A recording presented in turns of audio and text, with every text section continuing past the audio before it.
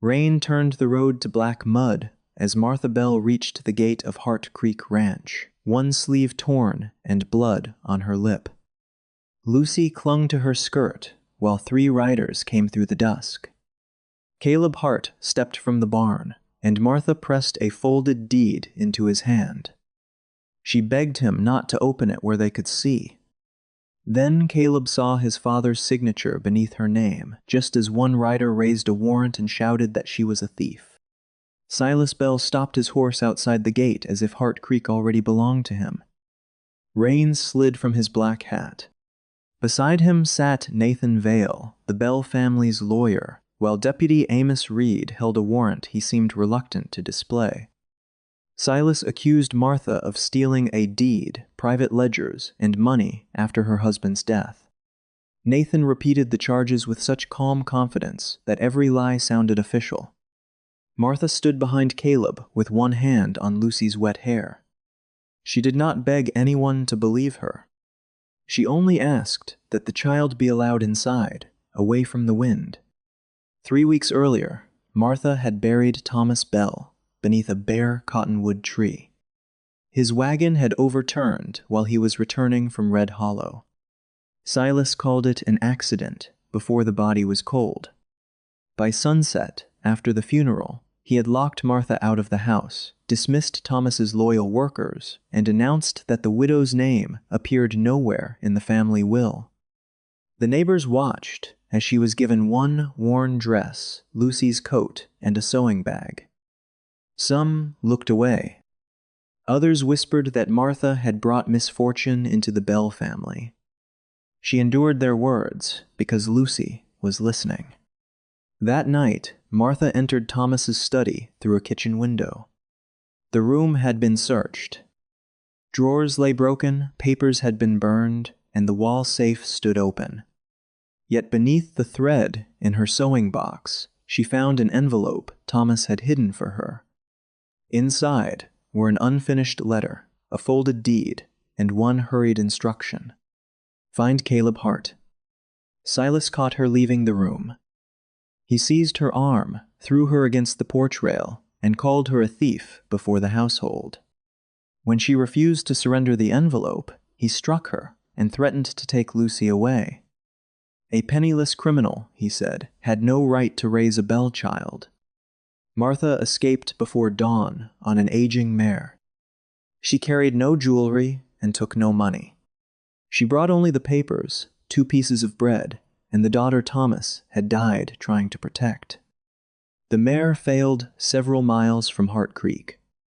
Martha left the animal beneath shelter and walked the remaining distance through the rain. Lucy stumbled often, but Martha never let the child see her cry. Now Silas demanded the leather pouch.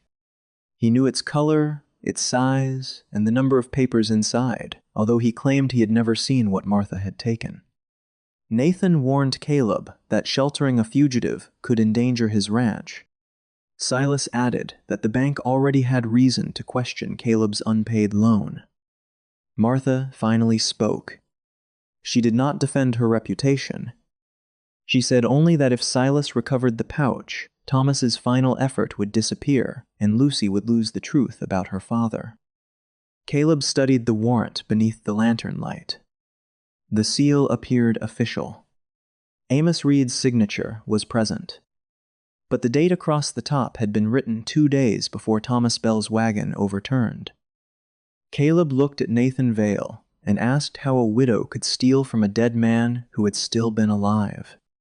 Nathan reached across the gate and tore the warrant from his hand. Caleb did not reach for his revolver. He rested one hand on the wet gate and looked at Deputy Reed instead. A warrant dated before Thomas Bell's death could not be trusted, he said.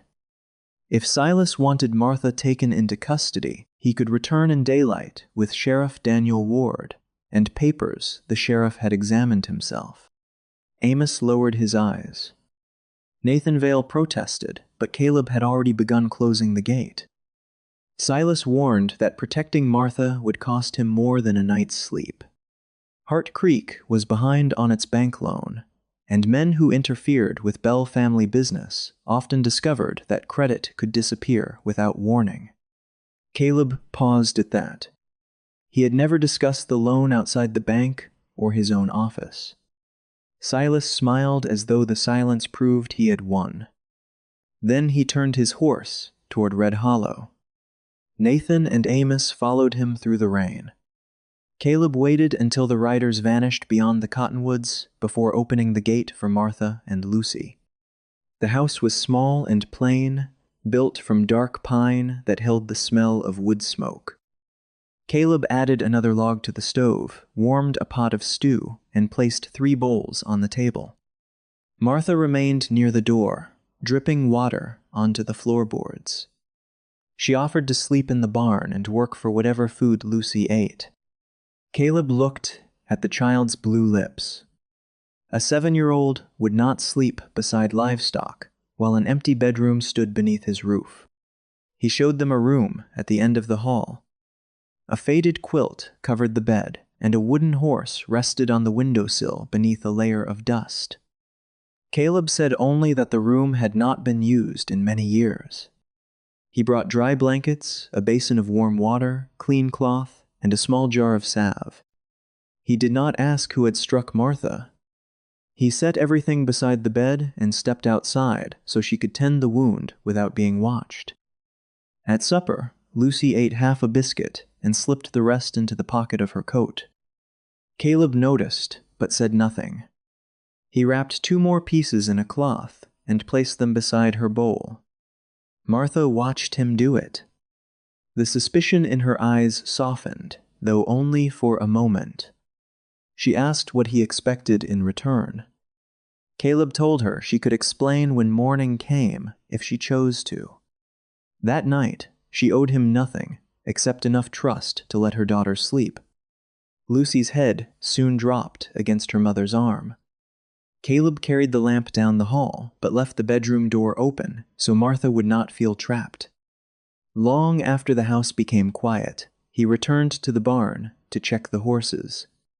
Blue stood near the rear wall, growling toward the office window.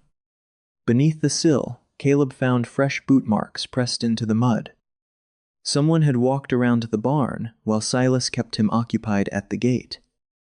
The prints ended beside a crate near the back door. Nothing appeared to be missing, but a torn strip of paper lay beneath the straw. Caleb lifted it into the lantern light and recognized the columns of figures written across it. The fragment had come from Hart Creek's account book. Only one man besides Caleb had access to that ledger.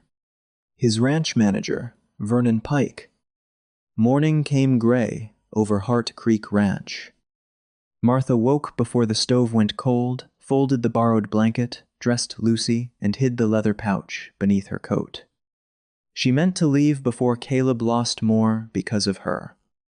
But the road to Red Hollow was flooded, and Sheriff Ward had not arrived. Caleb said she could remain until the warrant was examined. He did not call it charity. Sending a child onto a washed-out road, he said, would be foolish. While Caleb and Hank inspected the northern fence, Martha cleaned the breakfast dishes. The torn page found in the barn lay beside Hart Creek's account book. One figure caught her attention. A large payment had been divided into 4 smaller expenses and recorded on different dates. Read separately, they seemed ordinary. Together, they were enough to buy grain for an entire winter. Her father had taught her bookkeeping when she was young. Numbers could be arranged to deceive an honest man, but they could not change what had truly been bought or sold. When Caleb returned, Martha asked permission to examine the ledger. He hesitated. Hart Creek was already close to failure, and its finances were private. Yet someone had crossed his land during the night to recover the missing page. He placed the book before her. Martha compared feed purchases, cattle sales, freight charges, and wages. The ranch had supposedly bought enough oats for twice the horses in Caleb's barn. Several cattle shipments had been sold far below market value. Payments had also gone to different suppliers, whose invoices carried the same narrow handwriting. Vernon Pike entered before she finished. For 6 years, Vernon had managed Hart Creek's purchases and records. His face hardened when he saw Martha beside the ledger. He said a hunted woman had no right to interfere in a ranchman's business. Martha did not argue. She turned 3 invoices toward him. The company names were different, but each capital letter leaned at the same angle. Even the ink had faded in the same places. Vernon claimed frontier merchants often shared clerks. Martha then asked why all 3 payments had passed through Vale and Pike Freight, a company bearing his surname and Nathan Vale's. Vernon had no answer. He took the account book and accused Martha of mistaking ignorance for skill. Then he left for the storage sheds with the ledger beneath his arm. Lucy had been drawing near the stove when hoofbeats sounded outside. The charcoal slipped from her fingers. She crawled beneath the table and covered her head. Martha knelt beside her.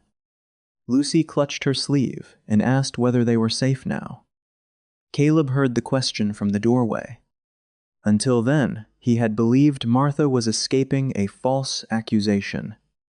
Seeing a child hide from the sound of one horse made him understand that fear had followed them long before they reached Hart Creek. That night, after Lucy fell asleep, Martha removed Thomas's unfinished letter from the pouch. Beneath the first seal was a second layer of red wax pressed into the fold. She almost carried it to Caleb. Footsteps crossed the porch. Martha hid the letter inside the lining of Lucy's coat before the door opened. It was only Hank bringing news from the pasture, but her hands kept trembling after he left. Caleb later placed the torn page against the ledger Vernon had returned. It matched the edge of a missing sheet. Near the bottom was a payment to Vale and Pike Freight. The handwriting was Vernon's. If you believe Martha is hiding the truth to protect her daughter, share your thoughts in the comments. Caleb placed the 3 invoices beneath the lamp. 3 suppliers were named across the top. Every signature had been written by the same hand. Martha refused to remain at Hart Creek as a guest. The next morning, she asked Caleb for work equal to the food and shelter given to Lucy. Caleb assigned her the pantry, the kitchen accounts, and the feed inventory. He expected the work to take several days. Before noon, Martha found the first lie. The storage book listed 120 sacks of oats. Only 81 stood inside the shed. Several unopened sacks felt unusually heavy at the bottom. When Hank cut one open, clean grain spilled from the top, followed by coarse river sand. Vernon blamed careless workers and said the supplier must have cheated them. Martha turned the sack over. A faded brand had been stamped beneath Hart Creek's mark. It belonged to Bell Ranch. Vernon walked away before Caleb could question him further. Later that afternoon, Martha carried water to the men, repairing the southern corral. She stopped beside a group of cattle and studied the brands on their hides. 3 bore the heart mark over older burns that had not healed cleanly. Someone had mixed inferior cattle into Caleb's herd and removed stronger animals before the sales were counted. Caleb examined the marks in silence. Martha could see anger gathering behind his eyes, but he did not accuse anyone without proof. She respected him for that. On their way back, Martha noticed a row of northern fence posts leaning toward the ravine. The wood appeared weathered, yet each post had been cut near the soil with a narrow blade. A hard wind was expected before midnight. If the cattle pressed against the weakened fence, hundreds could escape into the canyon. Caleb called every available hand to the north pasture. They worked beneath a darkening sky, replacing posts and stretching new wire while the first gusts swept dust across the grass. Vernon insisted the fence could have waited until morning. Caleb ignored him. The storm arrived after sunset. Wind struck the ranch house hard enough to shake the windows. From the porch, Martha watched the herd gather against the repaired line. The new posts bent, but held. Had they failed, Hart Creek would have lost most of its cattle before dawn. The danger was not finished. A mare named Willow began striking the wall of her stall. Sweat darkened her coat despite the cold. Vernon said the animal was weak and should be put down before sickness spread. Martha smelled the water in the trough. A thin layer of oil floated across the surface. She emptied the trough, brought clean water, and kept Willow walking while Hank prepared a mild remedy. By morning, the mare's breathing had steadied. Caleb found traces of lamp oil inside the empty water barrel. No accident could explain the missing grain, altered brands, cut fence, and poisoned trough. Someone was not merely stealing from Hart Creek. Someone was preparing the ranch to fail. Hank quietly admitted that Vernon had ordered the cattle moved north on the night of the storm. He had claimed the instruction came from Caleb, but Caleb had given no such order. Martha returned to the office and compared the feed records with the cattle sales. Every unexplained loss appeared shortly before one of Caleb's bank payments came due. The pattern was too exact to be chance. While searching for an older inventory book, she found a survey map rolled behind a cabinet. Its paper had yellowed, and the ink was faint, but the northern boundary did not match the map hanging on Caleb's wall. The old survey showed a narrow strip of Bell land crossing Hart Creek near its source. Beside it were two names, written in the same hand, found on the deed she had carried through the rain: Isaiah Hart and Samuel Bell. Martha spread Thomas's copy of the deed beside the map. The lines matched. Caleb entered and saw the papers before she could hide them. Martha expected suspicion. Instead, he asked what she had found. She explained that Silas did not want Hart Creek for its cattle or its buildings. He wanted control of the water beneath the abandoned northern ground. If the coming winter was dry, every ranch in the valley would depend upon that spring. Caleb stared at the place where the old boundary crossed his land. For years, he had believed the northern tract was worthless. Martha touched the faded blue line representing the buried creek. It was not worthless. It was the reason someone was willing to destroy them both. The days after the storm settled into a rhythm Martha had almost forgotten could exist. Each morning, she found a cup of coffee waiting beside the stove before Caleb rode out to inspect the cattle. He never announced that it was hers. He simply left it in the same place, warm enough to hold between both hands, while dawn spread pale light across the kitchen floor. Martha answered in her own quiet way. Caleb's winter coat had begun to split along one shoulder. She repaired it after Lucy fell asleep, using dark thread and small, even stitches.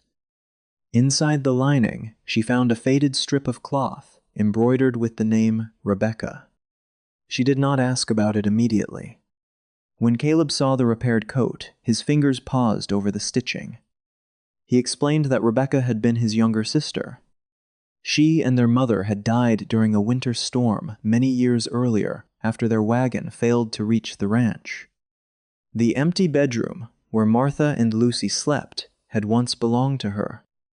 Martha offered no easy words about grief. She knew sorrow did not disappear because someone named it. She folded the coat across the back of his chair and left the room with the silence still intact. Caleb understood the kindness in that silence. Lucy had begun watching a small bay pony named Cricket from the porch. The child wanted to approach him, but froze whenever his hooves shifted against the ground. Caleb never lifted her into the saddle or told her she had nothing to fear. He showed her how to stand where the pony could see her, how to hold out a flat hand, and how to let trust grow one careful step at a time. On the third morning, Lucy touched Cricket's nose. By the end of the week, Caleb walked beside the pony while she rode across the yard. Martha stood at the fence and heard her daughter laugh for the first time since Thomas's funeral. The sound warmed the ranch house more than the stove ever had. It frightened Martha too. Every good thing she had known had eventually been taken from her. Watching Lucy lean toward Caleb, as though safety could be permanent, made Martha wonder how deeply the child would be hurt if Silas returned. Caleb seemed to sense her fear, though she never spoke it aloud. He did not promise that danger was gone. He simply checked the locks each night, kept Blue near the back porch, and made certain Martha always knew where he would be working. One afternoon, a strand of wire snapped while Caleb repaired the corral. It cut across his palm and left a deep line of blood. Martha brought him inside, washed the wound, and wrapped it with clean cloth. Caleb sat without pulling away while her fingers tightened the bandage. Neither of them looked directly at the other. The moment held no declaration and asked for none. Yet Martha became aware of how gently he kept his injured hand beneath hers, and Caleb noticed that she no longer trembled when he sat close. Rain returned that evening. They stood inside the barn, listening to water strike the roof. When a horse approached from the road, Martha's breath caught. Her body went rigid before she could hide it. Caleb did not touch her. He sat on an overturned bucket several feet away and waited. He remained there until the hoofbeats passed and Martha's breathing slowed. She had spent years being ordered to calm herself, explain herself, or prove that her fear was justified. Caleb demanded none of those things. Later, she admitted that she had forgotten what it felt like to be treated gently. Caleb looked toward the rain-dark doorway. Kindness, he believed, should never become a debt. The next morning, he placed a brass key beside her coffee. It opened the kitchen door, the front door, and the small gate beside the garden. Martha understood what he was giving her. She would no longer need to knock before entering the house. For the first time since arriving, she was not merely being allowed to stay. She was being trusted to return. That night, Martha took Thomas's letter from the lining of Lucy's coat. She carried it halfway down the hall, ready to place the truth in Caleb's hands. Then a shadow moved beyond the kitchen window. By the time Caleb reached the porch, no one was there. In the morning, Martha still had the key in her pocket. But Thomas's letter was gone. Silas Bell returned to Hart Creek before noon with more men, cleaner papers, and the confidence of someone who believed fear had already done half his work. Nathan Vale rode beside him with a new warrant bearing the county seal. Deputy Amos Reed followed with 2 Bell Ranch hands. Vernon Pike stood among them. For 6 years, Vernon had eaten at Caleb's table and handled Hart Creek's accounts. Now he waited beside the men trying to take the ranch from him. Nathan announced that the corrected warrant authorized Martha's arrest for theft and fraud. A second document ordered Lucy placed temporarily in Silas's custody because her mother had no income or permanent residence. Martha felt Lucy tighten her grip. Silas had come for more than the deed. He had come for the child. Nathan also delivered a notice from the bank. Hart Creek would be sold at auction in 3 days unless Caleb paid the overdue balance. Silas offered to buy the debt and let Caleb remain as a hired foreman if Martha surrendered the pouch and left with the deputy. The bargain had been prepared too carefully to be mercy. Martha said she would go before Caleb lost his land because of her. He had already given Lucy food, warmth, and several nights without fear. Caleb walked to the gate and asked Amos to read the custody order aloud. Amos hesitated before admitting that it depended upon Martha already being convicted. No trial had occurred. Sheriff Ward had not interviewed her or examined the deed. Nathan argued that she might flee. Caleb asked where the sheriff was. Amos said Ward had been called to a shooting near the Southern Stage Road and had not reviewed the new evidence himself. Silas ordered Vernon to tell them what he had seen. Vernon claimed Martha had torn a page from Hart Creek's ledger and hidden it in her pouch. He said she invented the missing cattle and false invoices after learning Caleb was behind on his loan. Caleb asked how a woman who arrived in the rain could have torn a page found outside the office before she entered the ranch house. Vernon replied too quickly that Caleb had misunderstood where the page was found. Only Caleb, Martha, and Hank had known that detail. Silas began speaking over him. Lucy pressed against her mother as Nathan described how she would be returned to Bell Ranch. Martha went pale but did not step back. She said Lucy was not cattle, land, or money to be transferred between men. Until a judge heard the evidence, no one would take her child through that gate. Vernon called Caleb a lonely fool, deceived by a desperate widow. Caleb rested both hands on the top rail. He said anyone who came for trouble had found it, but anyone who came for Martha without lawful proof would leave disappointed. He did not raise his voice or draw a weapon. Even Silas's hired men shifted uneasily. Martha noticed dark red wax near Vernon's cuff. It matched the hidden seal on Thomas's letter. When Vernon reached inside his coat, the corner of a familiar envelope appeared above his pocket. Martha recognized Thomas's handwriting. She accused Vernon of entering the house and stealing the letter. He denied it and turned toward his horse. Something slipped from his pocket, struck the gate, and landed in the mud beside Lucy. The missing envelope. Lucy picked it up before Vernon could dismount. If you stood in Caleb's place, would you open the gate or demand that every paper be examined first? Share your answer in the comments. Vernon reached toward the child. Caleb stepped between them. For the first time, Silas Bell no longer looked certain that he had won. Lucy held the envelope against her chest as Vernon stepped toward her. Caleb moved between them before the man reached the gate. He did not draw his revolver. He simply told Vernon to stop and asked Deputy Reed to take possession of the envelope as evidence. Nathan Vale objected at once. He claimed the letter belonged to the Bell estate and had been stolen by Martha before Vernon recovered it. Caleb asked why Vernon had hidden it inside his coat instead of turning it over to the law. No one answered. Amos dismounted and accepted the envelope from Lucy. Martha pointed to the broken outer seal and the untouched line of red wax hidden inside the fold. Vernon had taken the letter, but he had not discovered everything Thomas placed within it. Nathan insisted they were wasting time. The corrected warrant, he said, still required Martha to leave with the deputy. Martha looked at Lucy, then at the bank notice in Caleb's hand. She knew Silas wanted her frightened enough to surrender before anyone examined the papers. She stepped forward on her own. She would go to Red Hollow, she said, but not as a prisoner dragged away in front of her child. She would go to place the deed, the letter, and every accusation before Sheriff Ward.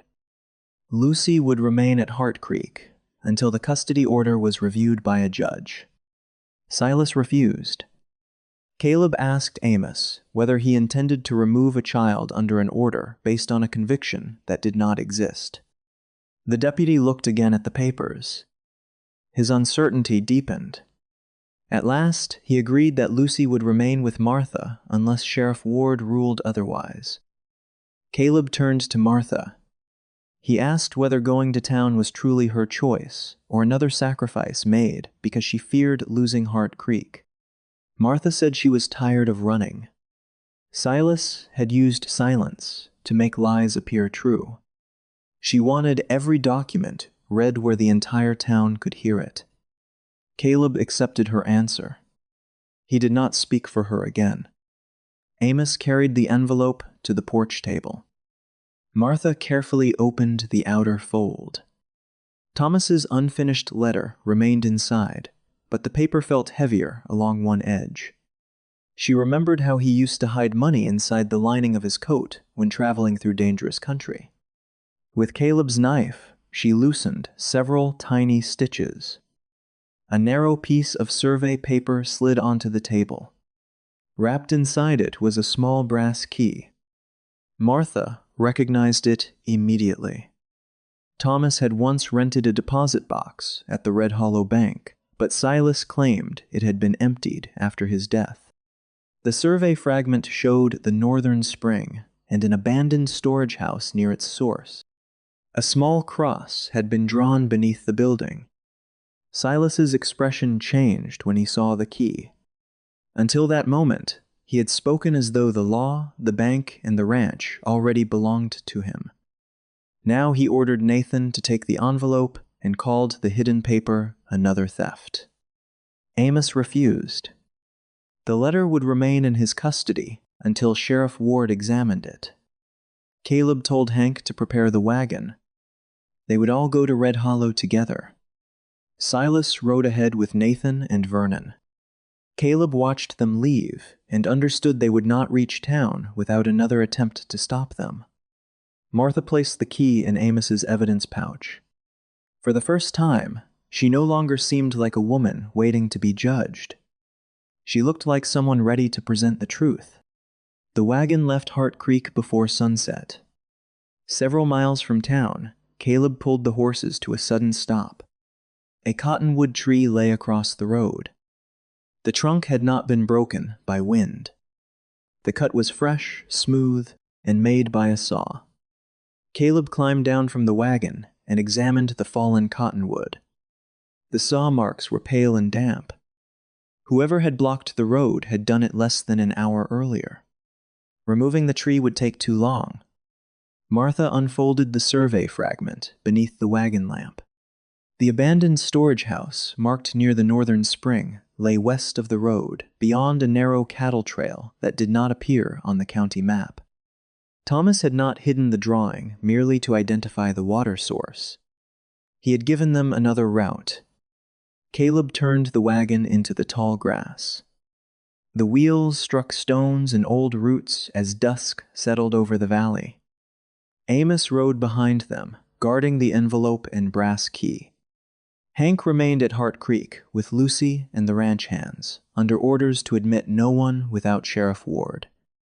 The abandoned building stood where the land dipped toward the spring. Its roof had partly collapsed, and dead vines covered the door. Caleb recognized the foundation. His father had once used the place to store tools before the northern pasture was abandoned. Inside, Martha found the small cross from the map carved into a floorboard. Caleb lifted the board with an iron bar.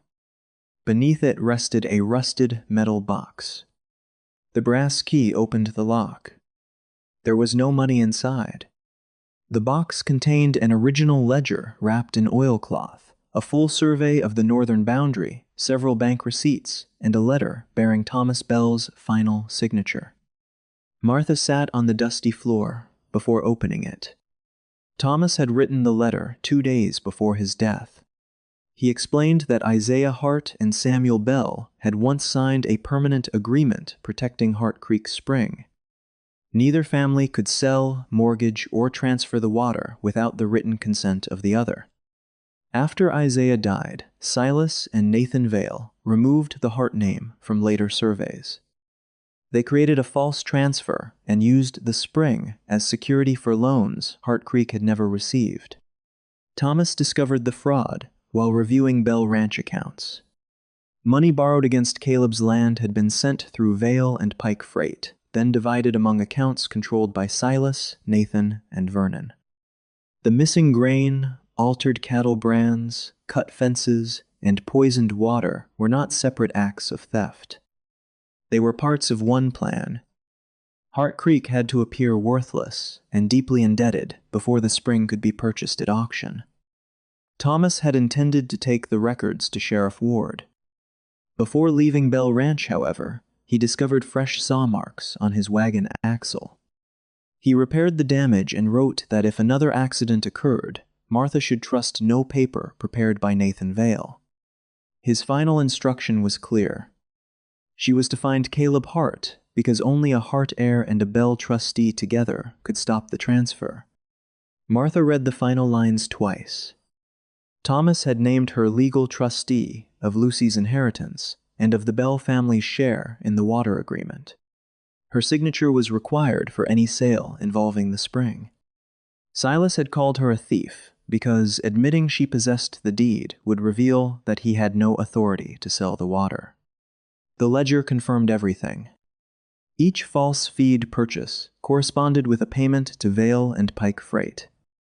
Every suspicious cattle sale was followed by a deposit into an account belonging to Vernon. The largest transfers went to Silas only days before Caleb received notices from the bank. Caleb turned the pages slowly. His father's name appeared beside Samuel Bell's in the earliest entries. Isaiah had not lost the water rights through carelessness. Someone had erased him after death. For 12 years, Caleb had believed his father left the ranch burdened by bad decisions. The papers proved he had been protecting it. Hoofbeats sounded outside. Sheriff Daniel Ward entered with 2 deputies. He had received Amos's message and followed the wagon tracks from the blocked road. After examining the box, he ordered every item recorded and sealed. They reached Red Hollow shortly before the bank closed. Mr. Finch, the bank manager, recognized the brass key. Thomas Bell had rented a deposit box under both his name and Martha's 6 months earlier. Silas had tried to open it after the funeral but lacked the second signature. Inside lay the original deed. Its territorial seal remained unbroken. Isaiah Hart's signature appeared beside Samuel Bell's, followed by the names of 2 registered witnesses. Attached to it was a survey matching the map found beneath Caleb's cabinet. The deed did not give Martha ownership of Hart Creek Ranch. It gave her something Silas feared more: the legal power to stop its sale. Without her signature, the bank could not transfer the Northern Spring, and any auction notice claiming otherwise was fraudulent. Nathan Vale arrived before the documents were fully examined. He insisted the agreement had expired and accused Martha of arranging the evidence after Thomas's death. Sheriff Ward placed the original bank receipts beside the false warrants. Nathan's name appeared on both. The sheriff then compared the dates. Several transfers had been authorized before Caleb supposedly requested the loans. 1 payment to Vernon was made the morning Thomas's wagon overturned. Martha felt the room turn cold around her. Thomas's death had not yet been proven murder, but the record showed that the men who benefited from it had prepared for his silence in advance. Sheriff Ward ordered the bank box sealed until the public auction. He wanted the deed read before witnesses, along with the ledger and Thomas's letter. For the first time since leaving Bell Ranch, Martha was no longer defending herself with a frightened promise. She had dates, signatures, receipts, and the truth Thomas had died preserving. Outside the bank, the street was nearly empty. Silas Bell was gone. So was the official notice announcing the time of the auction. Caleb looked toward the warehouse at the far end of town. If Silas could not win lawfully, he would try to sell Hart Creek before the evidence reached the room. Silas Bell began the auction before sunrise. By the time Caleb, Martha, and Sheriff Ward reached the warehouse, nearly every landowner in Red Hollow had gathered beneath the rafters. Nathan Vale stood beside the auction table with the bank notice in his hand. Dr. Vernon waited near the rear door, keeping his hat low. Silas had moved the sale forward by an hour. He expected Hart Creek to be sold before the evidence arrived. The auctioneer was already describing the property as 6,000 acres of grazing land, cattle, buildings, and unrestricted water rights. Several wealthy ranchers watched with careful interest. They knew the valley was entering a dry season. Whoever controlled Hart Creek's spring would control which herds survived. Caleb entered without drawing attention to his revolver.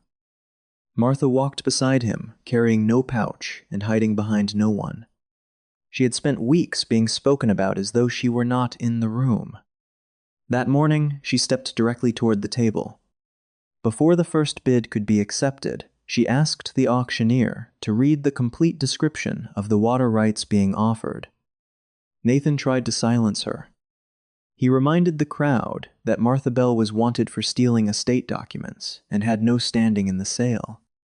Sheriff Ward placed his hand on the auction table and announced that the warrant against Martha had been suspended. Evidence suggested that the charges, the custody order, and part of the foreclosure had been prepared through fraud. The warehouse grew quiet. Silas called the claim a desperate attempt to save a failing ranch. He demanded that the auction continue. Martha did not answer his anger. She opened the original survey and placed it beside the bank's description of Hart Creek. The auction notice claimed the northern spring belonged entirely to Caleb's ranch and could be transferred with the land. The territorial deed said otherwise.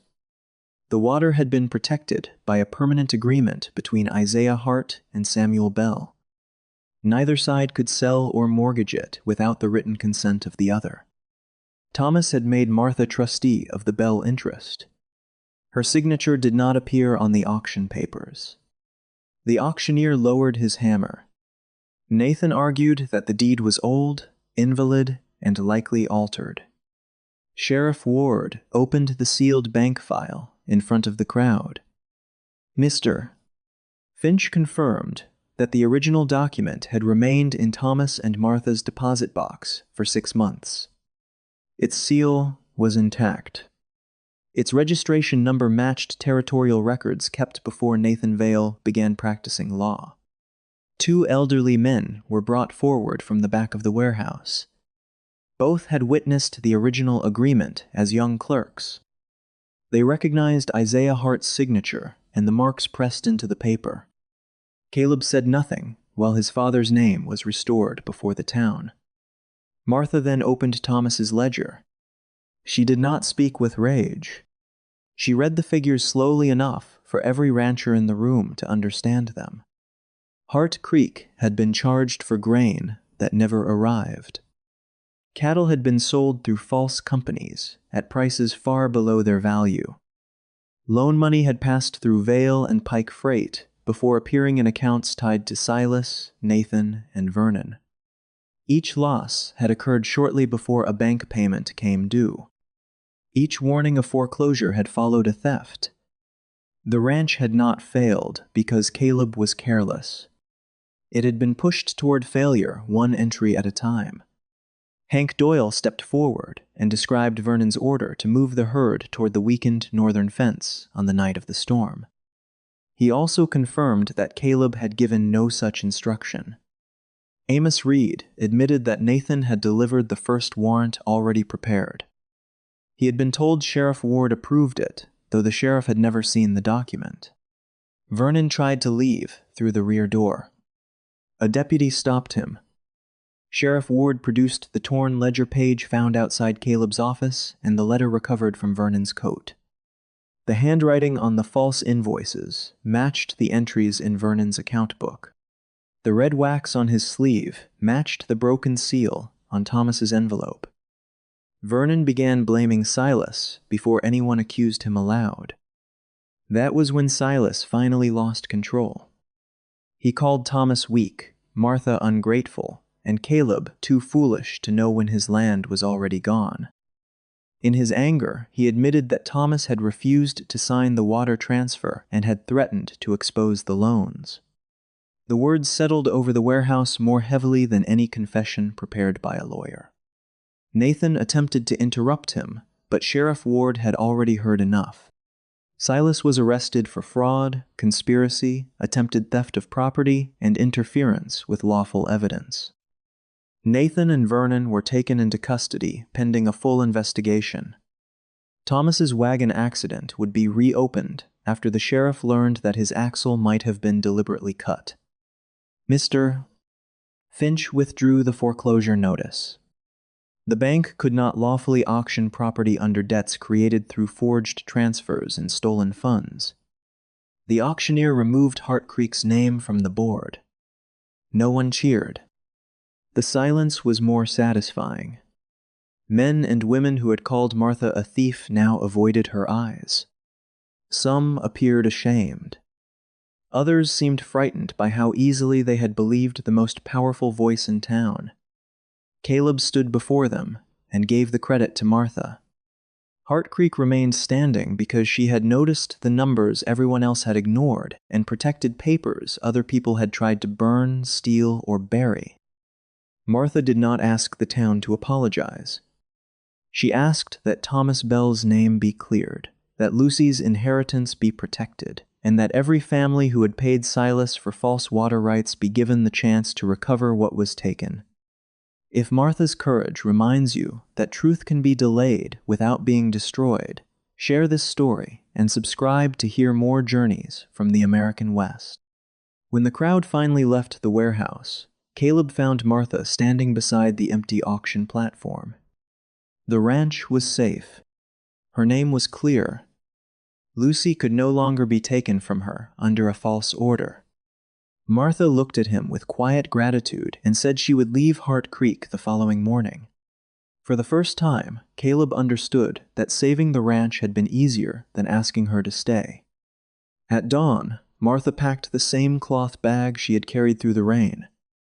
This time, Lucy's dresses were clean. Her coat had been mended, and the legal papers protecting her inheritance rested safely inside a wooden case from Sheriff Ward. Martha no longer needed to beg for shelter.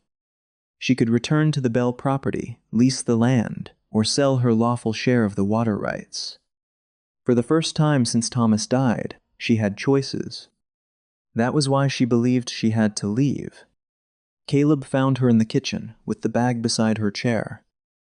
A cup of coffee waited near the stove, placed in the same spot where he had left one for her every morning. He handed her an envelope containing wages for the work she had done at Hart Creek. Alongside the money was a written offer to manage the ranch accounts, with authority to inspect purchases and approve every major payment. Martha read it twice. Caleb was not offering charity. He was offering her a place she had earned. He told her she could accept the work, refuse it, or leave that morning. She owed him nothing for the room, the food, or the protection he had given her. Martha asked whether he wanted her to stay. Caleb looked toward the window, where Lucy was feeding Cricket beside the fence. He said he wanted both of them there more than he knew how to explain. But he would not ask Martha to remain because she was afraid, grateful, or without another home. He would only ask if Hart Creek had become a place she freely chose. Martha looked around the kitchen. Caleb's repaired coat hung beside the door. The brass key he had given her rested in her pocket. Lucy's drawings covered one corner of the table, and the house that had once been silent now carried the sound of a child laughing outside. Martha placed the employment agreement beside the coffee. Hart Creek had become home, she said, on the night Caleb opened the door and asked for nothing in return. Caleb did not offer a grand promise. He asked whether, when she was ready, he might build a life with her and Lucy. Martha took the key from her pocket and laid it in his palm. For a moment, Caleb believed she was returning it. Then she closed his fingers around it and told him to make another copy. She intended to keep hers. Lucy ran into the kitchen before he could answer. She saw the packed bag and stopped smiling. Martha knelt and told her they were not leaving. The child turned to Caleb and asked whether that meant they could stay forever. Caleb crouched to retie the loose lace on her boot. Lucy rested one hand on his shoulder and called him Pa, as naturally as though the word had been waiting inside her for months. Caleb's hands became still. Then he finished the knot and held the child close. By spring, water flowed openly through Hart Creek again. Martha kept the ranch books at the old desk, where no page could be removed without her noticing. Caleb repaired the northern fences, while Lucy rode Cricket along the pasture with Blue racing beside her. The ranch had not been saved by luck. It had been saved by a woman the town had judged too quickly, A cowboy who opened his door without demanding her story, and a truth protected long enough to be heard. What began as one night of shelter became a home. And this time, no one could send Martha Bell away. Martha Bell away. Martha Bell away. Martha Bell away. Martha Bell away. Martha Bell away.